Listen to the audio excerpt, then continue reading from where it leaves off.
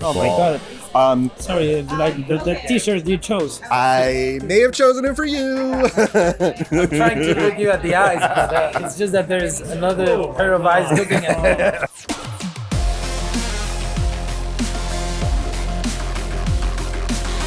I love the theme this season of make it worth it. You know, that opening scene that you have where you're asked, is my sacrifice worth it? If I die tonight, was it worth it? You've done this before. You must have thought about it. Can you explain what that means to you and what it means to Cassian's journey throughout this second season? That's the beauty of the writing of Tony Gilroy. With that scene, you understand everything that happened that year we are not seeing, you know? When we finish the first season, we leave Cassian going through an awakening, you know? I want to be there. But now he learned what it means to be there. And he's becoming good at that, you know? He's becoming good at being a leader. And he has grown a lot, learned a lot from Luthen. It's a declaration he's making, right? I mean, don't let fear get in between, you know? And make every moment worth. It's a great reminder, you know, of what we're about to see. You're coming home to yourself. You've become more than your fear. Let that protect you. Oh, wow. I think that once people sort of share one goal together, makes everything worth it. Because in order for that to happen, there's so much sacrifice that has to happen alongside with it. And I think this is what the show shows, right? It's about community, and community makes everything worth it. And finding those moments where you stand for what you believe in. Yeah, and I think I learned that from Big so much, to sort of have a voice and find your voice. You know, it's challenging and it takes time to find one's voice, and I think this show touches on that.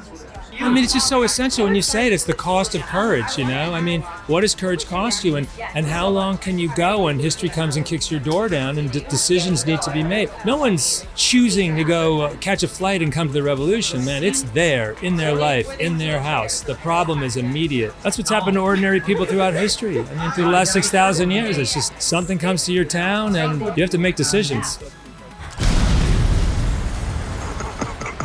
What a swell party this is. And I feel like that extends to both sides. Syril and Dedra are fighting for love in their own way. You know, like, it's a weird love. It's a weird love, but... They're not only fighting for love, they're also fighting for what they believe in. You know, I think it is a real gift that Tony tells the story from both sides of the fence. These are all real people with real emotions and real convictions. The way that you have developed this relationship with Syril, you said it was spicy and weird. Can you go into that a little bit of like what you consider spicy and weird? You've seen it, so you know.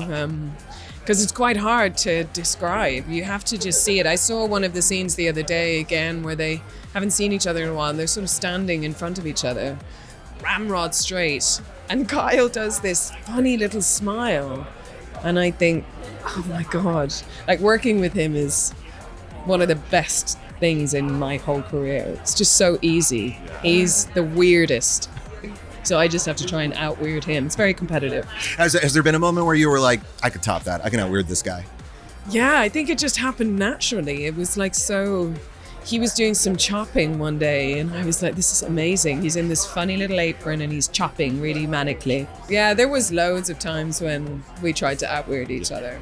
And nobody has to win. It's good that they're as weird as each other.